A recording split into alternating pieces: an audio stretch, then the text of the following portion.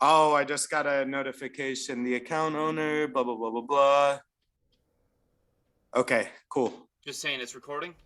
Yeah. All That's right. pretty cool that it does that. And there's a little REC on the top of the thing. Yeah, so now I can't be like spying on you. But yeah. Yeah.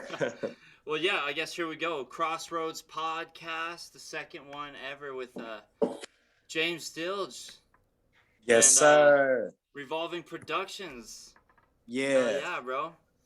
How's Los Angeles? Oh, dude, it's so good, man. I was just at a freaking Jason Bonham concert last night at the Greek Oh, that was Theater. last night. Yeah, man. It was so rad. They played Stairway to Heaven, yo. John Bonham's son. Correct. Yes, sir. Yep. So it was a Led Zeppelin like tribute kind of event. Yeah. It was funny because during the show, man, he was like, man, he's like, I only wanted to do one tour because the name of this tour, the one that I saw the show for last night, is called An Evening of Led Zeppelin Evening. Led Zeppelin Evening. So it's like Jason Bonham's tour, but then Led Zeppelin Evening.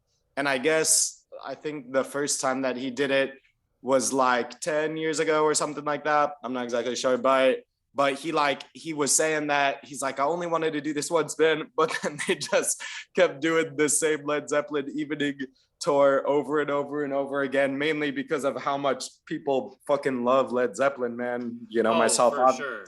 obviously included. But yeah, you got man. The tattoos and everything. Yeah, yep. Yeah, should I show the people? Sure, do it to it.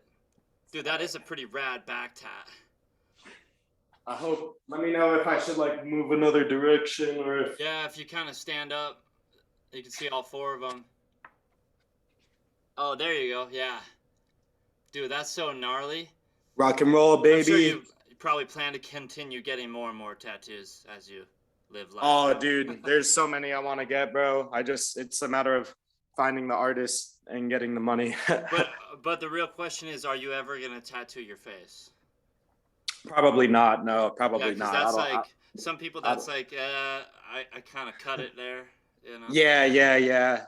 I want to get like my chest and my arms and my legs and all that, but never my throat or my face. If I told myself if I do ever get a face tat, it would just be a little tiny one, just probably like right here or right here. But I just have to. I really like to do like really like meaningful stuff that I really care about a lot, that has a lot of, you know, significance and stuff to me. So I'd have to like have a lot of thought and, you know, that sort of thing behind it if I ever did, but more than likely probably not. But my stomach, my back, my ribs, my arms, my legs, all that, yeah, hell yeah. I bet there's some rad artists out there. Did you ever get your dad's artwork is that your dad's right behind you or no? Yeah. Let me show the people real quick. Did you ever? I always hang my dad's artwork all over the place. This one, when I was living in Montana, I sold more reproductions of this one than I did any other piece. Dude, yeah, that's sick. Gosh, that's amazing. Yeah. So have you got any of his work tattooed on you ever, or do you think you ever would? I want to. I definitely want to. But then again, it's a matter of deciding because here, I'll show the people some more. I got so much of my dad's artwork, and it's kind of crazy because as of lately, I've been getting in contact with even more of his old friends. I just got in contact with this dude, Steven, who my dad sailed in the Caribbean in the 1970s with him. Here's one painting that he did. If you take a look, you can see right here at the bottom, Ron Dilg, February 10th, 1976, Nassau, Bahamas. And then you can see the artwork of the guys sitting on the boat. What? Doing some. Yeah. What were you going to say? So you met a guy that he was out there living that life with? I got in contact with him because one of my dad's albums I put on YouTube back in like 2018, I think. And then somehow a bunch of my dad's old friends, man, like came out of the woodworks to like comment like, oh, I knew Ron Dilg, like this is amazing that this is here. And then I have my email on my YouTube for anyone who wants to get in contact with me for whatever reason. And so basically through YouTube is how I've gotten in contact with a lot of my dad's old friends from the 70s and 80s and, you know, years and years and years ago. So, but anyway, I was showing, let me switch this back. I have like a lot of this, like this right here and this and this and this. And there's so many, man. A lot of this stuff is like my dad's artwork and stuff that I have. So, dude, that one's psychedelic. It's like, it looks like pen or pencil or something drawing style, and then he'll have like watercolor stuff too. Yeah. He had many different styles, man. R.I.P. to my father, man. I miss him. Oh, for sure. Yeah, he's miss him greatly. Dude. Well, I mean, so he was a musician too, right? Traveling, yeah, music. Oh yeah. So it's kind of in your genetics or something. You're like a musician. Did your dad get you into music, or did you just get into music yourself? It was sort of a combination of both, because back when I first started getting into music, the first instrument that I really started playing was the violin, or fiddle is like kind of a style that it was commonly referred to as. Mm-hmm. But growing up in Florida through elementary school, middle school, and high school, I played violin. And then when I was in high school was when I first started to like get I had my first guitars, my acoustic and my electric, that I still have to this day, those same two guitars. So it was definitely like my dad for sure like had influence of me like getting into music and stuff like that. But then like when I was in like elementary school, middle school was when I first started to like get into like rap music and stuff like that, like just being around Florida and stuff like that. Like I literally remember like being at home, gosh, what was it, when I was in like 6th grade, around like the year like 2000 2001, and like being at home watching The Real Slim Shady on MTV, like Eminem. Oh yeah, rap. I think it was 2000.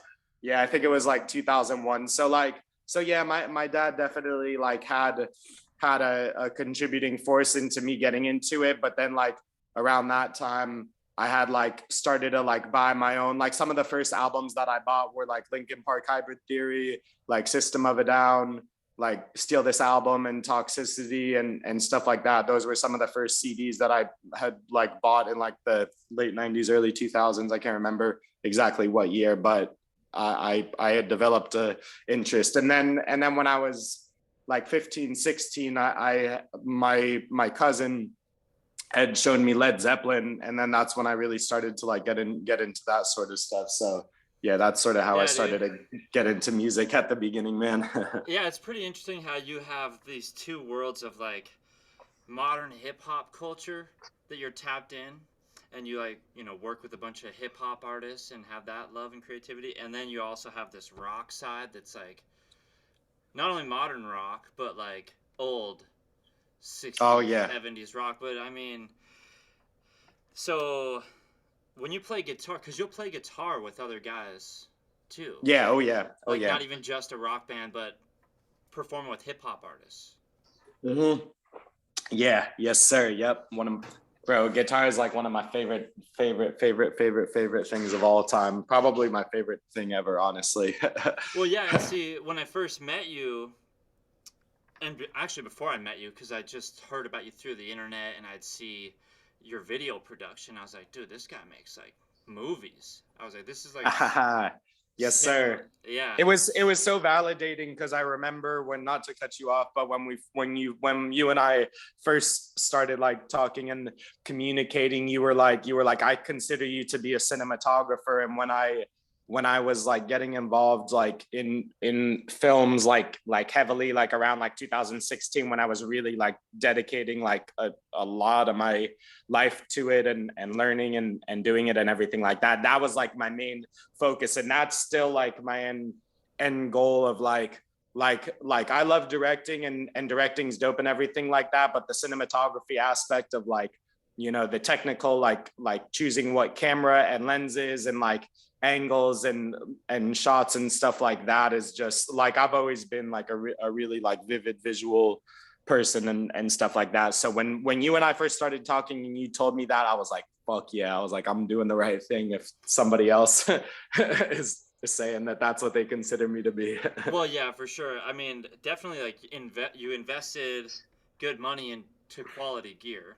And Oh then yeah. you've done the studying to like understand how to use it properly, use the editing, properly like color grade and do your edits and stuff like that. So it just makes such a big difference. But then, like I was saying, I didn't realize because you have a huge passion, I noticed, for cinematography. That's why I was like, dude, I'll work with James. Yeah. And but I didn't realize you had such a passion for music as well. Like, so Oh yeah. I didn't when I visited you in LA and I asked you, I was like, so I guess again, what are your goals in LA? Because you've been accomplishing a lot of them, dude. Which I'm stoked to see. Yeah, so right now I'm really just focusing a lot on music. One of the main things that I'm working on right now is my own solo project that I'm producing. I'm basically doing like all Nice. of the instrumentation, yeah, where like it's kind of like a rock slash alternative sort of EP that I'm working on, where like basically I'm producing it, and then I'm just like reaching out to like various vocalists, people who do vocals that I know and am friends with and fans of and stuff like that. Oh, So kind of like, Santana style. well, yeah, maybe there's a little bit of influence of Santana or like Slash from Guns N' Roses, because Yeah, like like he has his own Slash. solo.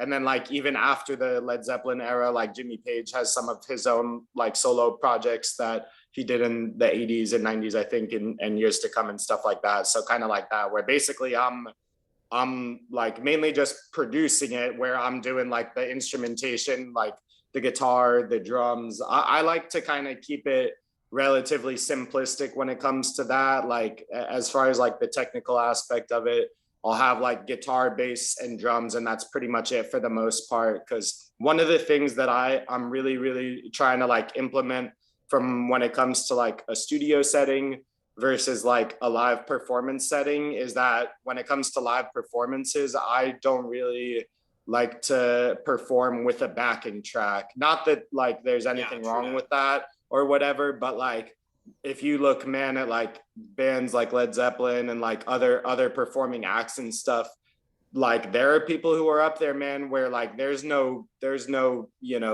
track that's coming out of the PA speakers. Like it's the instruments that the guys have it in their hands, and that's it. And I feel like, for me individually, that kind of for lack of a better term, I feel like that kind of ties you down a little bit. Whereas if there's no Yeah. backing track, like I can just do whatever I want up on stage. You know what I mean? Like it's not like, oh, the backing track is 3 minutes and I'm limited to that. You know what I mean? Like it gives me free reign to do whatever I want, or if I want to keep doing a guitar solo for another 30 seconds or however long, or something like that. So to answer your question, as far as my goals, one is just producing original music. That's definitely up there. I'm stoked because I'm just in like a really good space right now, as far as like the stuff that I'm creating and what I'm doing and everything like that. So basically producing original music and then doing live shows is definitely another thing. Shout out to my homie and my friend, frequent collaborator, Steven Montez. He Oh just put out yeah. he just put out a new album, and yeah, he was there shooting Oh, he behind the has a scenes. new album out. Yeah, he just put it out. Yeah, it's an EP. He just put it out. Gosh, what was it? I I think less than a remember. week ago, or just like a couple days ago. It's called Love Me or Leave Me Alone. But anyway, I'll he have to check has that out. his album release show that we're doing tomorrow night in LA. So I'm stoked. Nice. I'm doing guitar for his set for that. So doing live shows, Hell and yeah. then eventually either like getting on somebody's tour or doing my own tour is definitely something that I want to be able to Oh, do. as like sort of like a hired gun to Yeah, hop I on think somebody so. else's tour, Yeah, be like, "Yo, we're yeah. bringing I'd this I'd guitar either player on to shred." Yeah, exactly. Yeah. So like if there's like a vocalist who like needs a guitarist to like come on to their tour, like I'd be happy to do that. But then I also would love to like perform some of the original stuff that I'm doing too. Steven and I So what actually. if it was like, yo, you know, Machine Gun Kelly needs a new guitar player? Oh, dude, are you kidding me, bro? Shout Right, out you to know. Kells. I was at his show at the Greek Theater Oh, in Los I didn't check Angeles. it out yet, but I seen you were there. Oh, dude, it was so sick. It was dope because that movie that Jonah Hill and Russell Brand are in, Get Him to the Greek, from, gosh, what was that, 2010 or 11 or Yeah, that's something. classic. That's what that whole thing was about. And me going to see Kells last week was the first time that I had been there. It's a really sick venue. And the Jason Bonham show that I was just at last night, that was also the same venue and stuff. So yeah. Well, So yeah, dude, as far as oh goals, doing those two things, putting out new music and videos, like music videos and stuff like that, touring.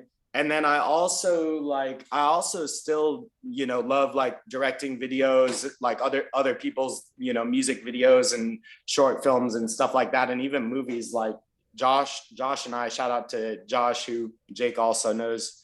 Joshua Dowdy yeah, is a. out in Montana, in Great Yeah, Falls. yep.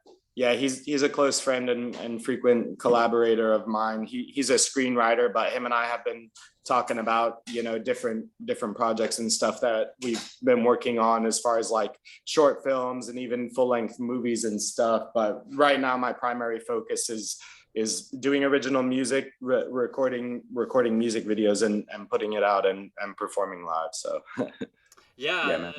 dude, that video you guys made and the first job, my son's first acting job, and you guys got the good boom mic. You had the sound guy, Yo, actors. That was a let me rad production, bro. let me show something to the people right quick. Look at what I got up on the wall. Nice.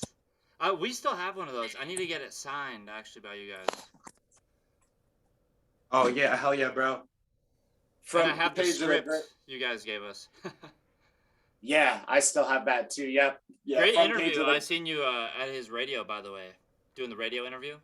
Oh my dude, I appreciate it. Yeah. Shout out to Josh again in NPR radio. I've been listening to NPR radio since like 2000, like 13, 14. So to have the opportunity to be able to sit and speak on that was super rad, man. Yeah, dude, and you, man. So yeah, that film was sweet. And plus, when you Perfectly actually got timed. to perfectly timed, yeah. So make sure and check that Yep. out, y'all. It's super dope. I look forward to what else you guys have done or are gonna do in the future. But yeah, man, when you got to LA and you started plugging in with people, I was like, okay, he's gonna make it. He's making it happen. He's like shooting videos for other guys, doing behind the scenes for bigger productions. When I Oh seen you yeah. doing Kasky martial law behind the scenes, I was like, dude, Yeah. I was in that video plugged too in. as an extra. Oh, were you? Yeah, I yeah. gotta look for you. But my identity was concealed because in both scenes I had masks on. There were Oh, two you're like the people different in the scenes. background or When he something. when he was doing the one shot where it's him in the center and then the black figures around him, I was in that one, and then I was in the yellow hazmat suit for the scene that appears later in the Dude, video that is after so the sick. second verse or whatever. Well, and Yeah, then you shout out. had that other DJ Paul video. Yeah. I played it's so crazy, man, because life it makes me feel really good whenever like coincidences or however you want to refer to it as happen, because take it back to like when I was younger and stuff. 3 6 Mafia, like growing up in Florida, was some of the first like really hard like rap that I would listen to in like the early 2000s. Like I even remember being at home, like having LimeWire in like 8th grade and like searching 3 6 Mafia, and then I would download the little 7 megabit or whatever megabyte file or whatever to like listen to like rap music. And I didn't really like. Nice. I had like, just on a quick little side note, I had like friends who like grew up like in kind of like, more ghetto areas, but I was fortunate enough to have like a kind of solid, like we weren't like wealthy or anything, like that, but I don't think we were like poor either. So like me being exposed to like weed and like sex and like all this stuff, like, you know, kids face as like corruption or whatever, or Right. different things that are just a part of life. You know, it was kind of hard to come by, is what I was saying. So when I started listening to rap music, that was me hearing people talk about, you know, those kind of things. But anyway, DJ Paul and 3 6 Mafia was one of the first things, and then Legit Looks, Caskey's, shout out to Legit Looks, Caskey's video people. They had hit me up. They were like, "Yo," they were like, we got a proposition for you." They're like, "Do you want to play a serial killer in a DJ Paul music video?" And Dude, that's so literally, rad. without even asking any more questions or if it was paid, I was like, "Yes, absolutely, 100%."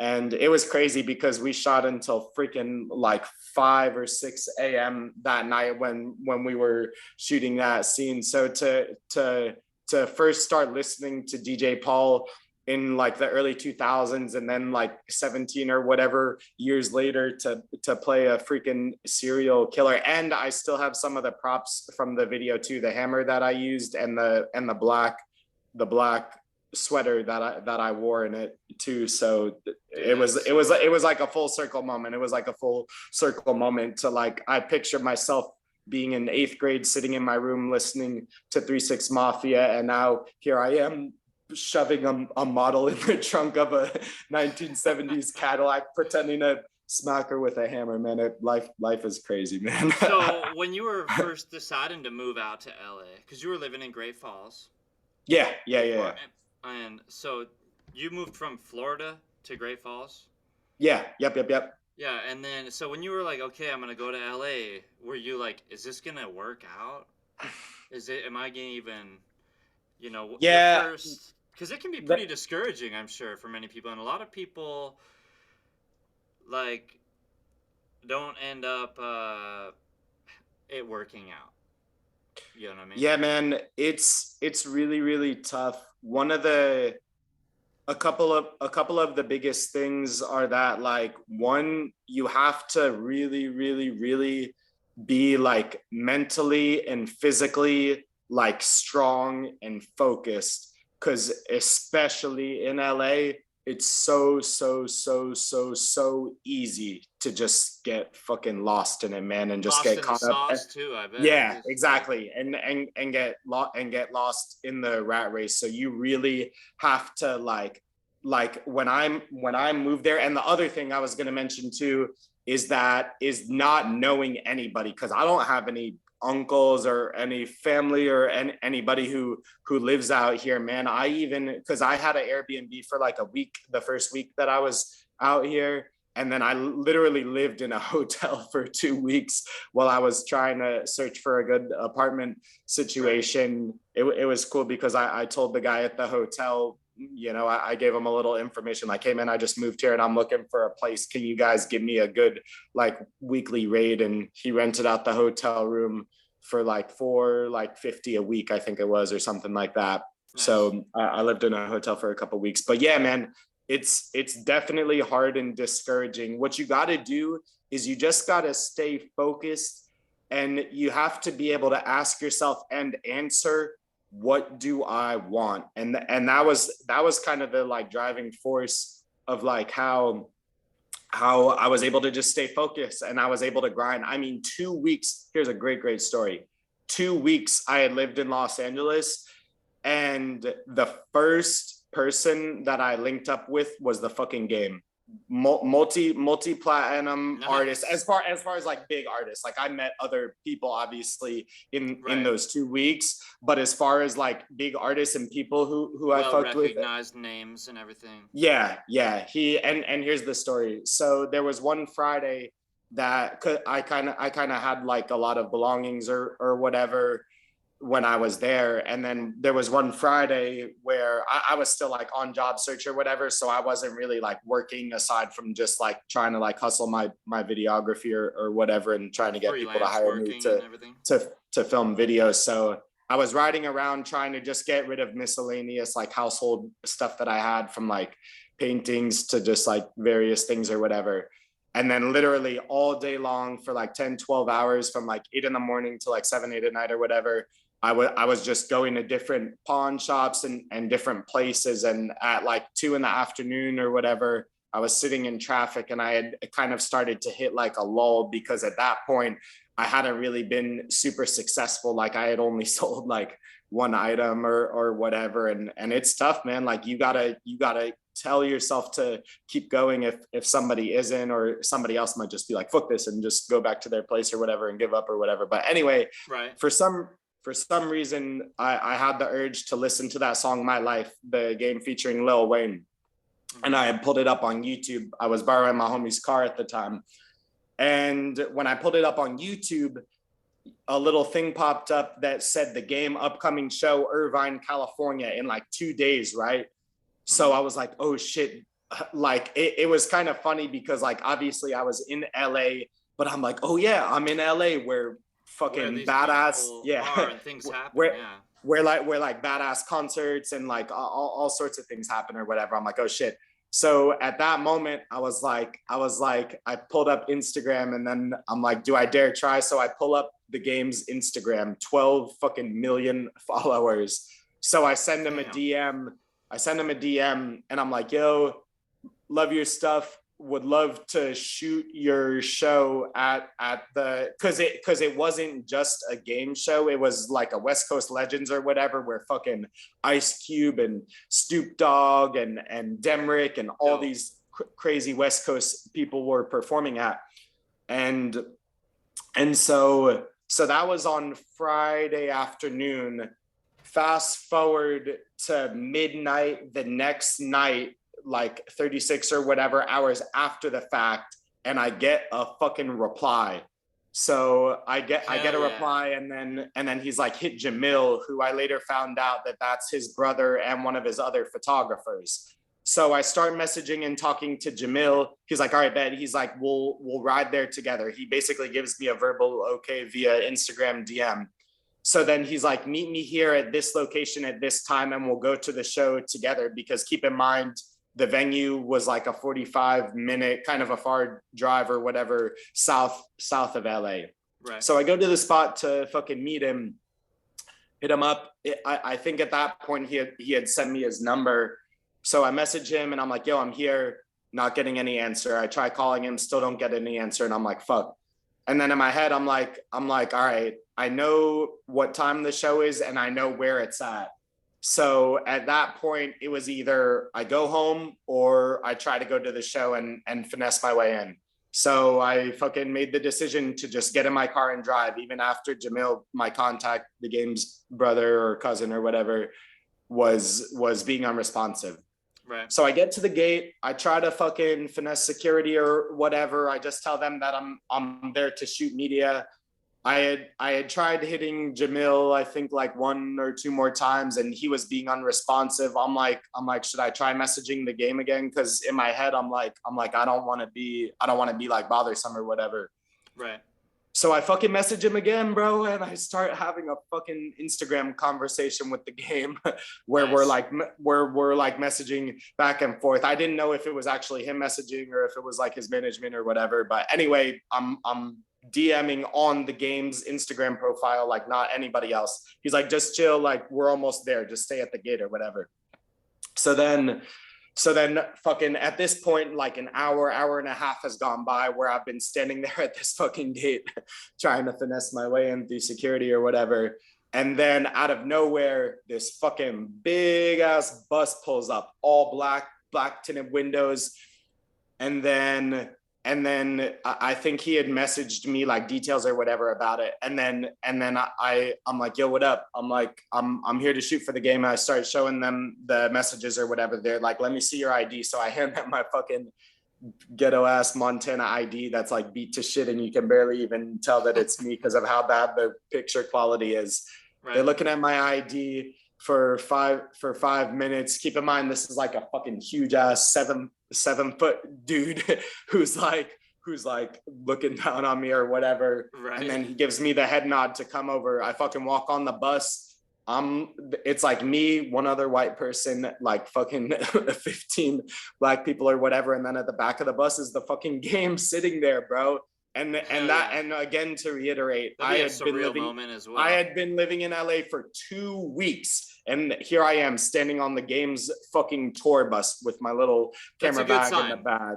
That's a good sign and that, hey, and so anyway, I could go on path. about I could go on about the night, but to give you guys the fast version, I ended up being like 5 feet away from Snoop Dogg that night when he walked out of his dressing room. I met Adam 22 that night from No Jumper, and it was just really dope. I went home at 2 or 3 a.m. after I had gotten home after the drive, edited the footage immediately, DM'd it to the game at like 5 a.m. or whatever once I got done editing it, just to show them, because when you get in contact with people of that stature, man, you don't like want to sit on that. Exactly. You want to show them like, prove oh yourself. shit.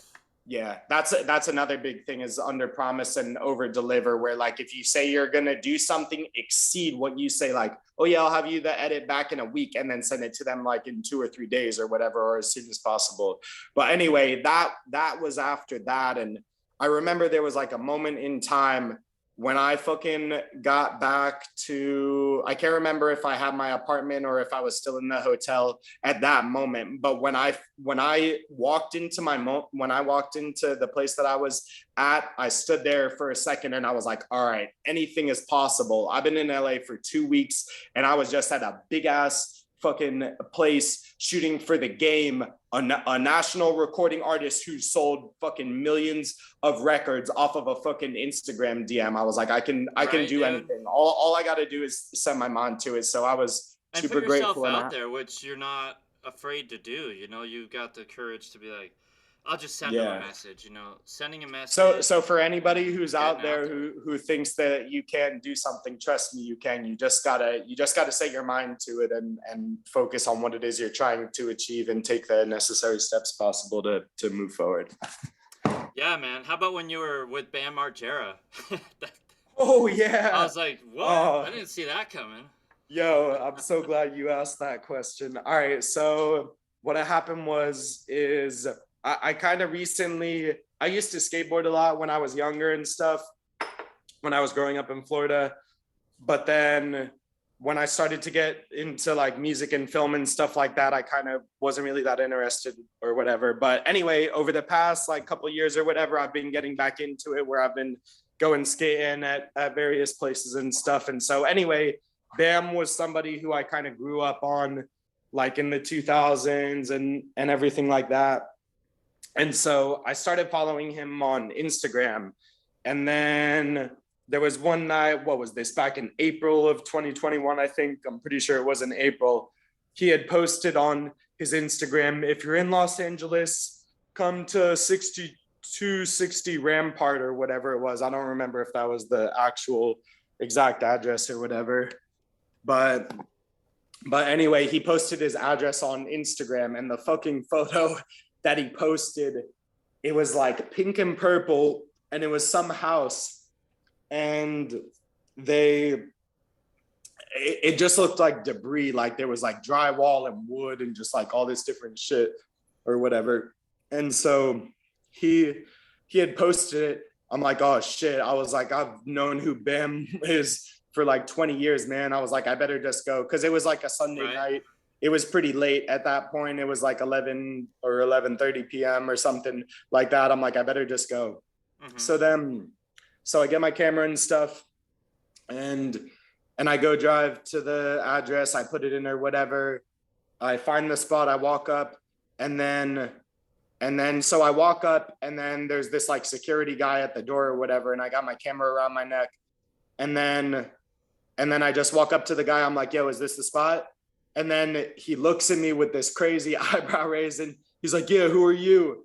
And then I was standing next to this other guy who I literally don't know at all, complete stranger. He looks at me for a brief second. He's like, yo, man, he's cool, man. He's with us. Don't even worry about it. So I guess I looked the part or whatever. I had a black t-shirt on and my silver fucking teeth that I had from Alligator Jesus, and my silver links of life that I got from Kill Nigel or whatever. And Nice. and I don't know, the guy I guess got a good vibe from me or something for Right. him to Well, say you that have or a whatever. way of doing that. I don't know, like, you know, not to jump off the topic, but just like your other story of the like, what was it, like the Oscars or something? I remember seeing on the internet. Oh yeah. And I'm Well, like, dude, James is just like, he just slides into the DMs or slides right into the like Oscars or something. I'm like, I'll tell the Oscar story after this, but let me finish the BAM one before I forget. yeah, for sure. So yeah, so the guy says that or whatever. He's like, all right, man, sign this. I'm like, what's this? He's like, it's a waiver. I'm like, I gotta sign a fucking waiver. I'm like, why do I gotta sign a waiver? He's like, you'll see when you get in there. So I signed the waiver or whatever. It was so crazy, man, because I walk in and bro, there's fucking, oh my God, bro. There's fucking wood and drywall and construction material and broken holes in the wall, man, and broken windows and debris everywhere. The place is a complete mess. There's fucking people, bro, taking sledgehammers, smashing them into the walls, bro. And there's this band, Spray Allen, that's performing.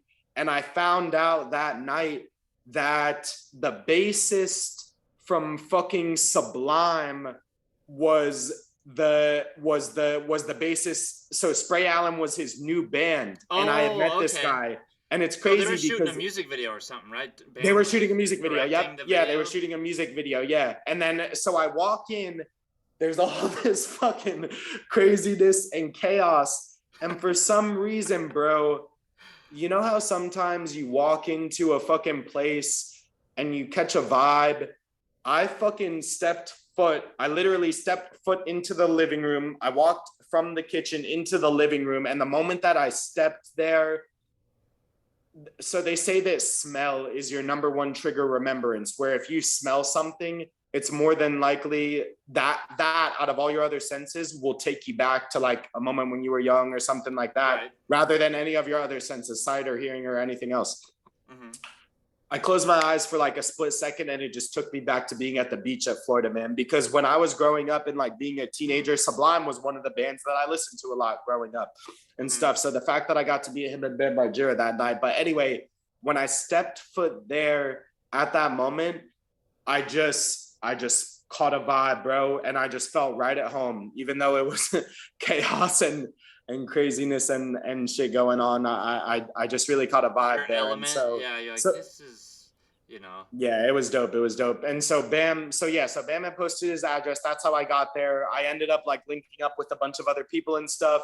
I spoke with Bam for like 5 minutes or whatever, like not super long or anything like that. I was like, yo, Bam. Like I told him all this shit because me and some of my homies growing up in Florida, like we literally filmed our own Jackass movies. And I actually just got possession of them not too long ago. When we were like teenagers, we would like tie fucking boogie boards to like our cars and like surf on the fucking concrete and like jump off of tree forts and do all this shit or whatever. And so when I met Bam, I was like, Bam, you're a huge inspiration, man. I've known who you are for 20 years and all this stuff. And I ended up like, I have like all this footage from that night, but I just wasn't sure what I was able to do with it. I ended up like talking to these guys or whatever who they were working on like a video edit of some kind. I think just like a vlog or whatever, or just like filming the whole experience and then editing it and putting it out or whatever. And so, yeah, so I met them. I met some of the guys from the band or whatever. And yeah, man, yeah, it was dope. It was rad. Dude, yeah, that is crazy. Well, it seems, because you also, I remember seeing you in the Virgin Islands, so it's obviously taking you places. Yeah. I'm not sure if I should talk about the Virgin Islands or if I should talk about the Academy Awards. Oh, dude. I mean, just the fact that you made it to the Virgin Islands is incredible. But that Academy Awards, dude, that's some, like, next level, like, they're both next level. But, because, yeah, talk about the awards. Because, like, for those that don't know, I mean, dude, just to be around, like, celebrities and, you know, people that are just, like, movie producers and directors like that, it's got to be kind of you know, surreal. And being out in Montana, you can get a little like jaded to, you know, the people that make $1 million movies, because it seems like worlds away, but now you're right in it. So it's just, it's incredible. But yeah, share with the people that a little bit about your story of the award show though, because that's pretty crazy. Yeah, man. So that night, if I remember correctly, it was like the end of 2019.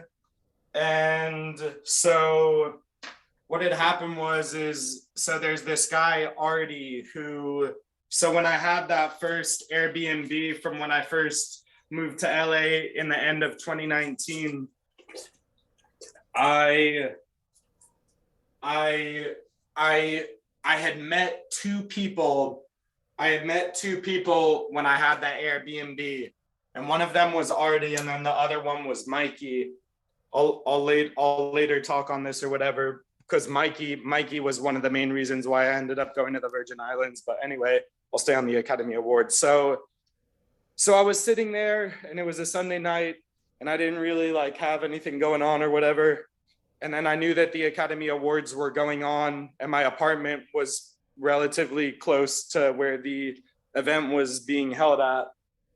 And so basically I kept going back and forth in my head. I'm like, should I go? Should I stay? Should I go? Should I stay? So I literally, man, just got dressed up, put my suit on, grabbed my camera, and just went there. And then we basically I had tried to reach out, and I think I tried to contact a couple of people to hey, I'm a photographer, would love to shoot at the Academy Awards. And so I went by myself, but then I ended up running into Artie outside of the Academy Awards, and then he had his homie Benji, and we basically, man, just ended up finding a way in or whatever. I'll keep the details to myself, but we basically just found a way in or whatever.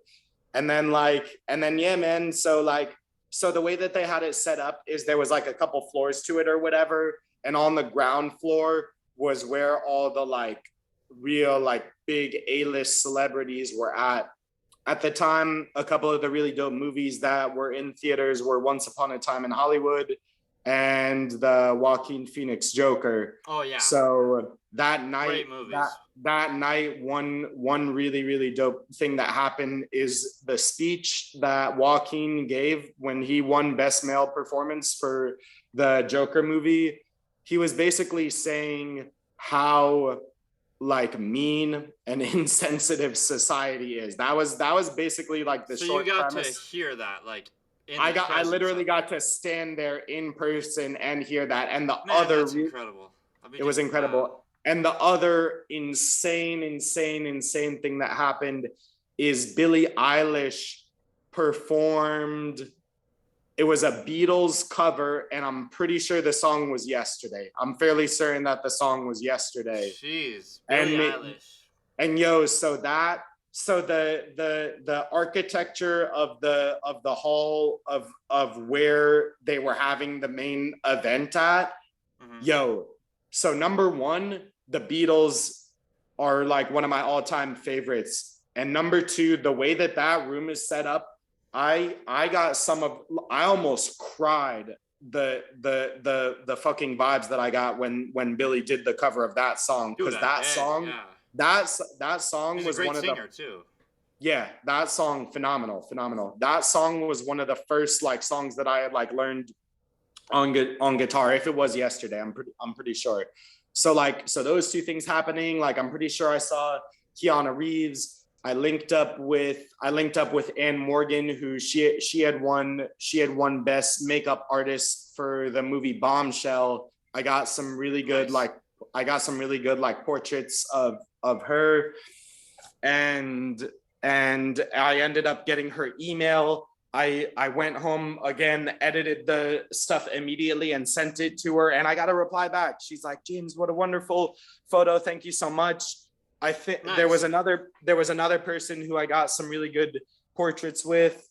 And then the highlight of the night, this was definitely the highlight of the night. was I got my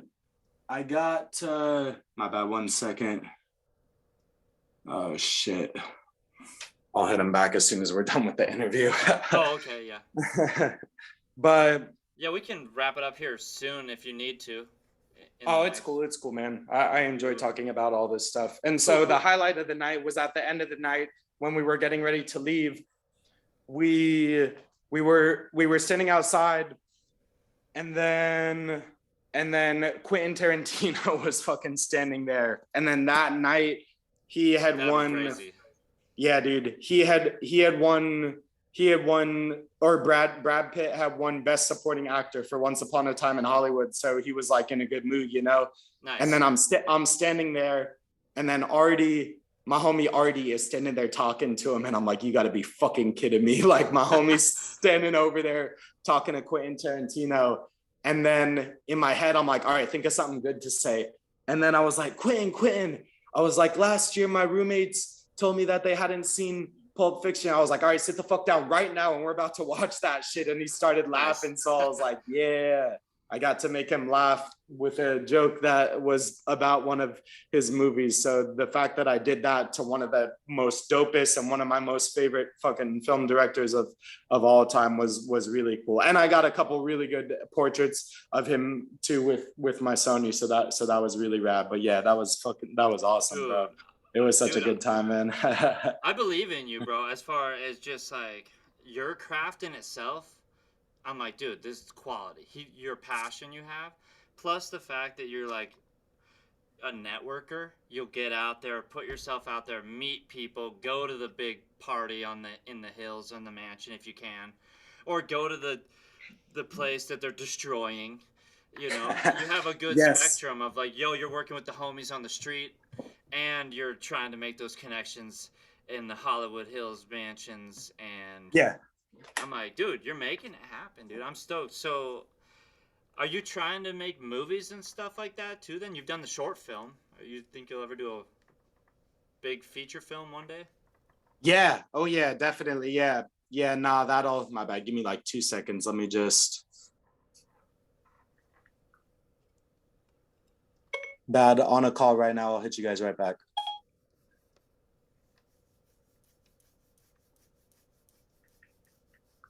Yeah, it'll be cool. I can't wait till we get our new song and video out. That'll be rad.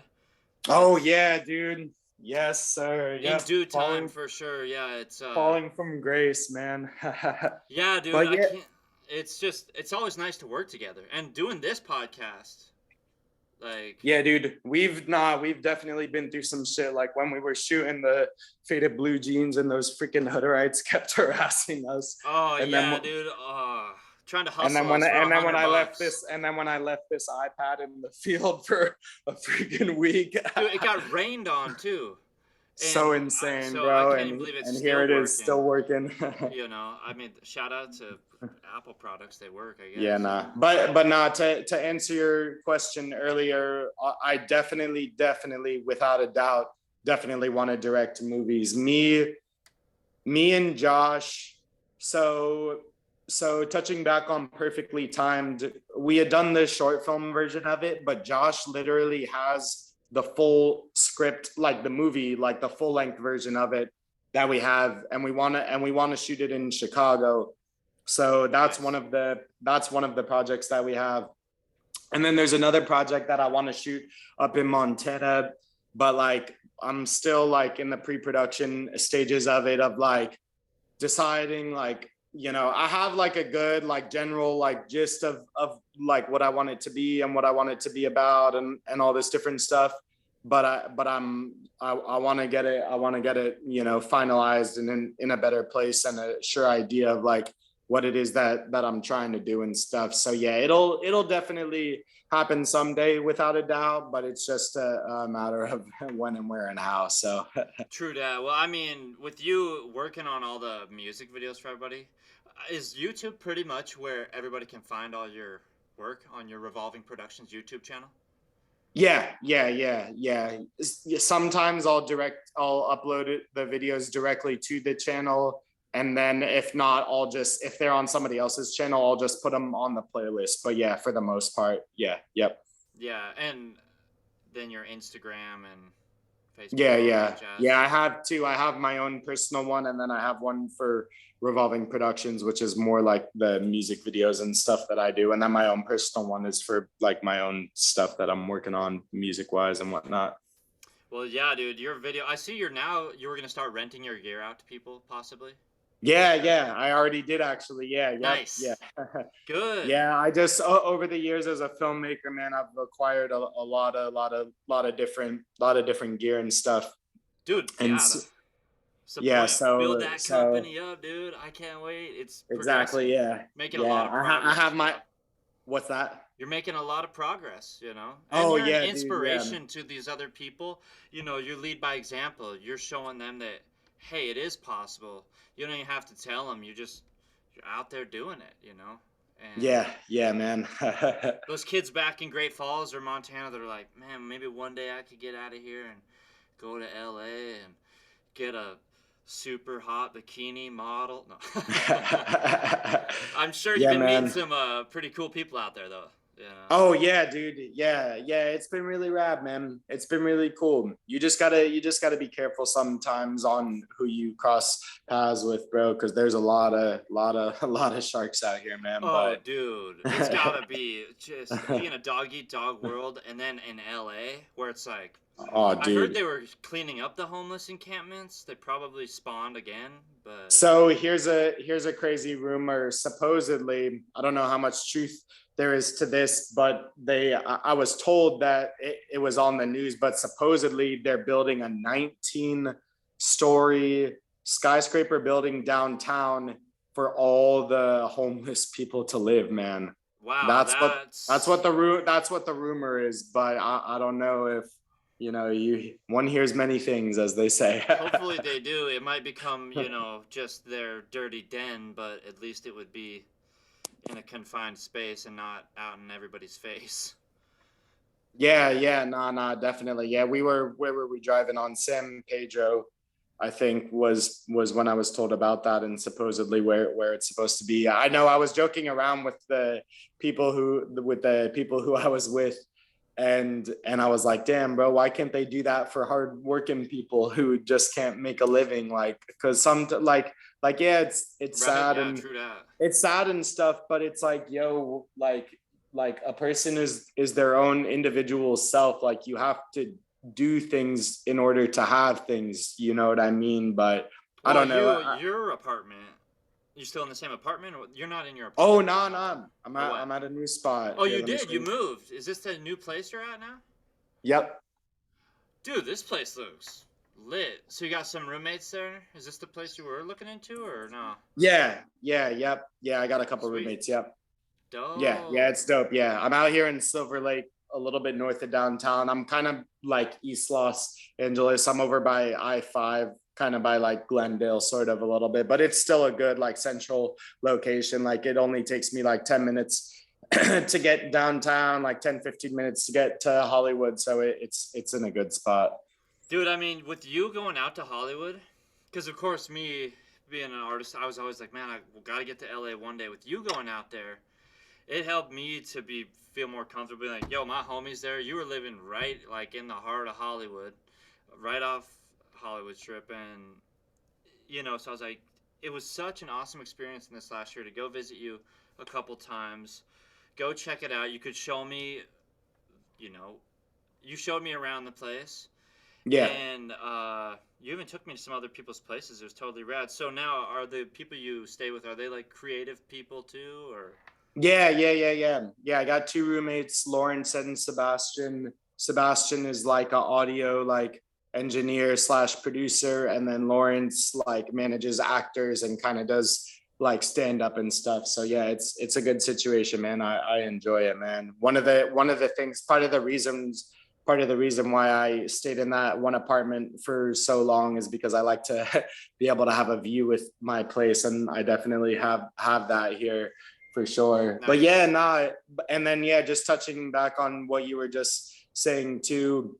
I kind of pride myself on like being able to like know the area and stuff like that, because I know Mhm. that like a lot of people are like kind of reliant on like, maps and stuff like that. And like, I get it. Like, it's cool. Like, technology is a tool that, can be used for stuff like that. But I don't know, man. Like, I'm kind of old school. Like, I like to just be able to get in my car and drive and like, and know where I'm going and not have to like look at my maps every 2 seconds or whatever. You know what I mean? There was a time back in like 2000, like 16 or 17, where I started implementing like me not being on my phone as much to just like stay off social media and just like really be able to like experience life to the fullest. And then at the time it was kind of funny because my phone was having trouble charging. I think there was just like dust in the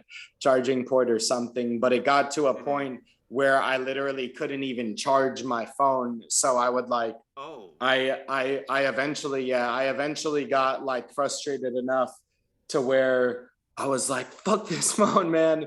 And then there was a period of like 2 weeks, literally 2 whole weeks, where I just didn't have a phone, where I would just get up in the morning, make my coffee, go about my day, do my stuff. And I just would live life without a phone. And it was honestly just so refreshing, man. And it was good. And sometimes I still do that, where I'll like, all right, I'm going to go 3 days or whatever without my phone or however long. And it's good, man. Like I don't know. It's kind of crazy. Cause like people will do stuff like that or whatever, where they'll be on their phone. But like for me as an individual, like I just sometimes I just think quality of life is just better, without it, where I can just experience things and do stuff without it. So Yeah, keeping a balance is definitely important. Yeah, dude, when I was there the first time I visited you with the homies, when we got the band together and shot in the desert, dude, yeah, that was so epic. Like, so thank you much for fun, making that all happen again. You and dude. It was Ted. so tough, bro. It was so Oh, tough.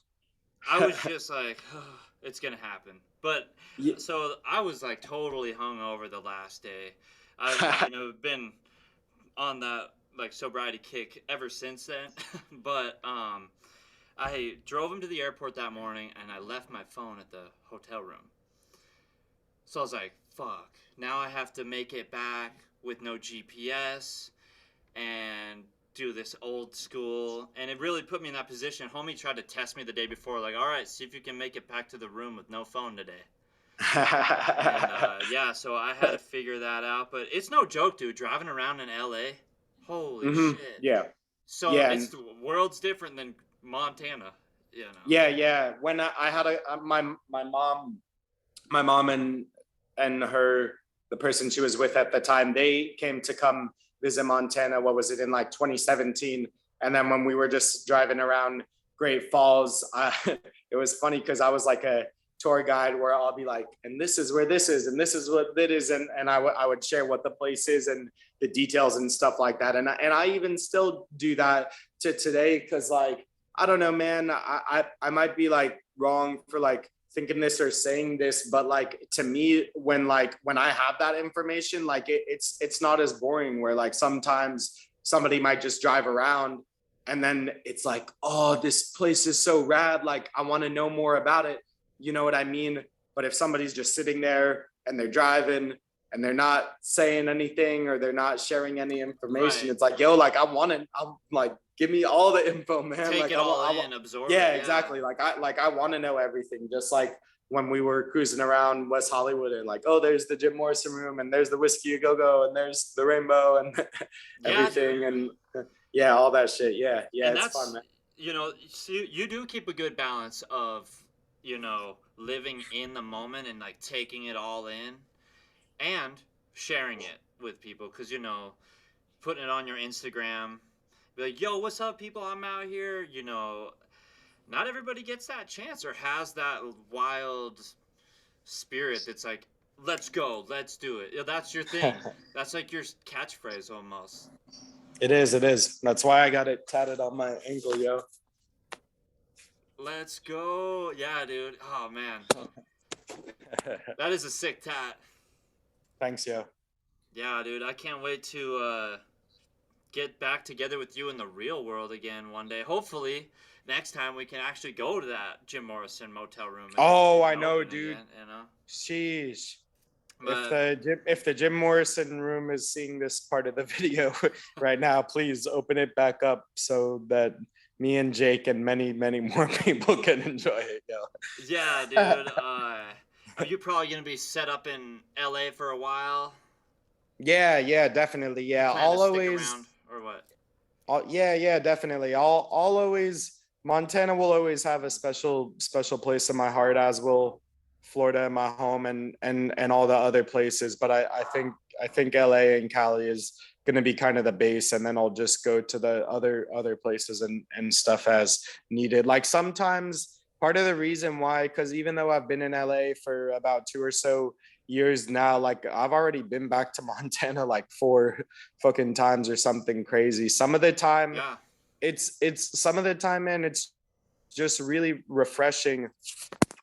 It's just really refreshing to go to get away from the craziness of out here and go back to Montana, man, and just breathe fresh air and do stuff that I enjoy. And it kind of, that's part of the reason why I love traveling so much, is because when I get to go to like different places and stuff, it kind of helps like almost like reset my brain a little bit and give like a fresh perspective of stuff. Like when I go back to Montana and I get to go out to a highway in a field or something and just breathe fresh air and stuff, like it's just refreshing and helpful and stuff like that. So that's part of the reason why I enjoy doing stuff like that and getting away from it. It kind of, it almost helps me like be more productive when I come back to LA. So then I come back with a fresh mindset and I can just, I don't know, do more than as if I were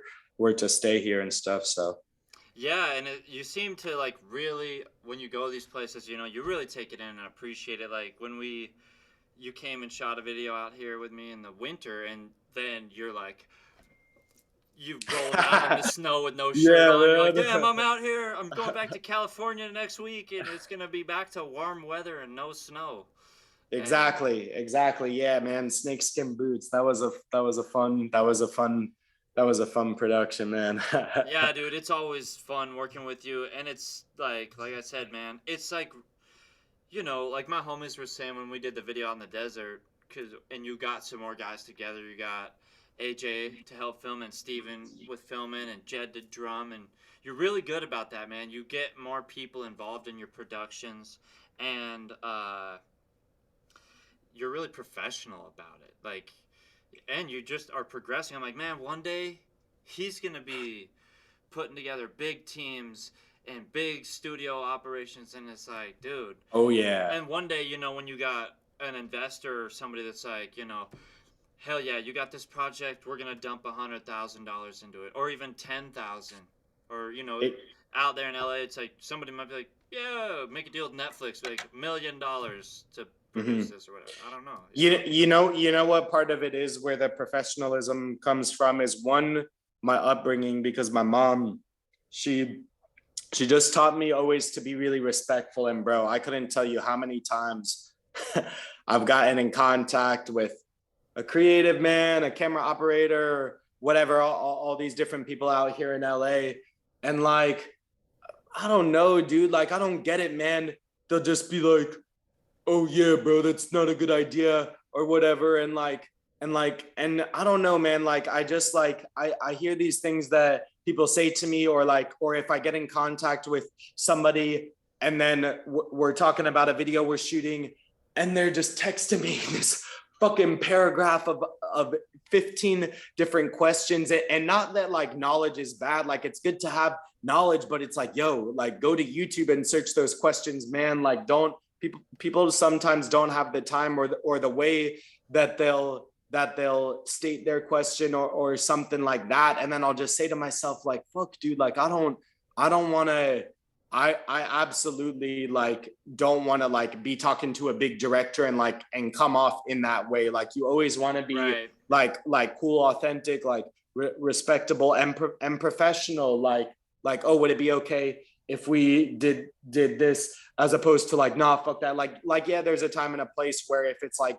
your close friend of 10 years or something, depending on it. But if it's somebody that you just met, like you can't come across that way. Like you'll get, that might be the difference, as opposed to like somebody fucking with you or not fucking with you. Or another thing too is that like one of the things that I've always said is like, yo, like you never know who's like Puff Daddy's cousin. Like you might be true that. You might be at a Hill's house party or whatever, right? And you're in a social circle or whatever with 7 people or something, and your thing that you might say to those people, like that person might be the person who could open the next door of opportunity for you. And yo, like if you're saying some condescending, weird, corny, cute shit or whatever, or you think you're being funny or some shit like that, and you saying that, words might have just instantly turned that person off to you. Like I keep my fucking mouth shut, bro, if I'm ever in question if my comment might not sit well with somebody. If there's even the slightest hint that I think that like, oh, me saying this person might not like that, then I keep my fucking mouth shut. Like there's so many people out here that'll say the wildest, wackiest shit, and it's like, fuck, dude, like I'm grown, I know better, yo. Yeah, and that's, another thing when it comes into like, I'm sure out there, especially and anywhere, especially if people get, going to parties and they're like drinking or on drugs or whatever, might say some stupid stuff. So seems to me you've always been focused on your goals and accomplishing your goals, and you haven't really let any other things get in the way of you accomplishing your goals. And man. Yep, that's what it's all about, bro. You gotta set the goals. Even though like the thing is, man, is that life's so short. Like even if like, somebody lives to be like 80 years old or whatever, like, yeah, 80 years is a long time, but at the same time, it's really not, man. Like you gotta be geared to do things and accomplish what it is you're setting out to do. That's what motivates me, and that's what drives me every day. When I'm not here in the physical on this earth anymore, I'm gonna have music recordings and videos and all these different things left behind that other people can use and learn from and enjoy and love, man. And so like that, I think that's a huge part of my driving force of, why I do what I do and why I proceed to, make these songs and videos and all these different things on the regular. Well, yeah, and you're not too focused on just yourself. Like I've said, you put passion to even my projects that even maybe you weren't on the music. We've done music featuring you, but you still put so much passion into other people's projects. So I guess for the people that are wanting to work with you musically or visually, what's the best way for them to get a hold of you and hit you up? Oh, yeah. You can definitely DM me, the Revolving Productions. Hopefully we'll link this. Yeah, I'll put all those links in the description. But you can DM me. I have 2 Instagrams. I have the Revolving Productions Instagram, which is just at Revolving Productions. And then my own personal one, which I use more frequently, is James D. Dilg, Instagram, James D. Dilg. And then you can also email me. My email is in both of my Instagram profiles, and it's in the About section on my YouTube. And then the YouTube is Revolving Productions. If you just search Revolving Productions on YouTube, then it'll pop up. So yeah, you can DM or email me, and then if you're cool, I might give you my number. Nice, yeah, and that's pretty much got like your whole kind of resume of like, this is all your work you've done and some of your highlights. Well, sweet. Yeah, man, we'll have to give another one of these podcasts a try sometime. Maybe I was doing one recently where we could plug in guitars and kind of jam. Maybe one day we'll be able to. Oh, that would be so sick. That would be really sick. And then we can focus more just on the guitar stuff and talking about, your inspirations as a guitar player. And we'll just we could do another one diving into just your music too. Oh yeah, hell yeah. Jimmy Page, definitely. That's all I'm gonna say though. I'm not gonna say anymore. Dude, you got the Les Paul. Yeah. You got a couple of them still, right? Or what? I only Did you get have rid of one. that one? I have one Les Paul guitar, but I have gosh, how many guitars do I own now? I have my acoustic Yamaha. I got a new Ibanez. Shout out to my good friend Tessa. She gifted me a Oh new yeah, that's right. Ibanez electric guitar for my birthday, and then I have my original electric, the JBP that I have from being a teenager, and then I have the Les Paul. So I have 4 total guitars, 3 electric and 1 acoustic. Nice, dude.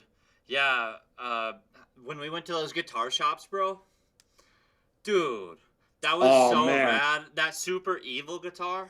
I was like, Oh yeah, I dude, know, right? this. It was a one of a kind or whatever. And the Dragon Oh, Telecaster. dude. I'm like, that's one of the other greatest things about Los Angeles, too. I'm like, dude, the history here. You're in. Mhm. I'm like, dude, this is the belly of the beast, baby. Exactly. You know, And this and I'm is. about I'm about to fucking perform at the Whiskey A Go Go at the end of Oh, the you month, are? man. Yeah, Wait, is there's that one the of my, Steven show or a different show? it's a different show. Yeah. Dude, congratulations, dude. That's bucket Yeah, list I'm so material stoked, right there. man. It's like, check it off the list. Dude, you're Exactly. making your way, dude. One day you'll be at rockin' Madison Square Gardens, bro. Yes, You know? yes, exactly. Dude, Yep. I hopefully one day I look forward to the next projects we do together. I look forward to hopefully doing some live shows with you and just even to be there Yes. watching you rock, dude. I'd be out there. My boy shredding. You know? Ah, dude. We both performed when Capo at the oh fuck, what's the name of this spot, man? Downtown Great Falls. Oh yeah, the back alley pub. Yeah, the It's back not alley open pub. anymore. I think Because after COVID you they shut performed down. at that one you know what's funny about Oh, that? you Shout did out to perform that night too with Capo, yeah. yeah. I and that whole thing was off of a whim, man. Let me tell this story Nice. real quick. We because I have been practicing C on guitar, which is a song by Dali Capo, Mhm. and he didn't know that I was practicing it. And then I just walked up to him because man, something was in the air that night. I was like, nah, I have to perform, is what I mean. Oh wait, did And you then use my guitar? I used your Yeah, guitar, that's man. right, I yeah. used your guitar. I was like, yo, Capo. I was like, yo, you got to trust me, but let me play guitar for C. He's like, you sure you're ready for that? I was like, bro, I swear to God, I've been practicing so much. I'm going to shred it down. Yes, the flying V, that's the one. I was like, Jake, yo, is there any way I could please use your guitar to perform? And he's like, yeah, fuck yeah, yo. There's a recap of that out there. Gosh, what was that? 2018, I think. Yeah, dude. And shout out to Capo. He's actually the next dude I have lined up to do a podcast with. Oh, sick. Hell yeah. So yeah, I'll talk to him just about. I know he's been super focused on his car painting business and everything. So and just tap into him and his music because I've believed in him as well, and we're kin. You know, like literally. But ITK, baby. oh, you have a. It's the kin. It's Nice. the motherfucking kin, bro. Hell yeah, bro. It's the motherfucking kin, and baby. I consider you kin as well. I'm like, dude, man, James is a kindred spirit. He's my, brother from another mother. Well, Nah, definitely. I definitely have you to thank for using the word rad in my vocabulary way rad, more yeah. than I used yeah, to. I know. I know. And sometimes I'll be like, every time I think like, let's go, I'm like, dude, that's James Dilg. Let's go. I'm like, come on, kids, let's go. No. Exactly, but yeah, man. speaking of the kids, man, I better go check on the family and whatnot. Dude, much love, dog. I appreciate you so much. Thanks for doing this with me. It's only the second one. Hopefully, there's more to come. Yes. Hopefully, Yeah, I'll we'll record it. definitely do a James and Jake episode too for sure, where we talk more music and tattoos and the Virgin Islands. And God, there's so many things we could talk about, man. Dude, I'm sure we have a lot more that we'll be. We doing should do together in the one where future. we only talk about our music video shoots, like all the video shoots that we've done and all the crazy shit that's happened. Yeah, what we should do is almost like a commentary. Yeah. Thing, like what kind of watch it and talk Yeah. about Oh it a yeah. little bit. Yep. Point out those little things. It's like, oh yeah, if you like notice right there. Yeah. But yeah, dude, I think this went well, and I'm gonna just make sure it's good to go, and then I'll upload it to YouTube and start sharing it with people. Yes, sir. Much love. All right, brother.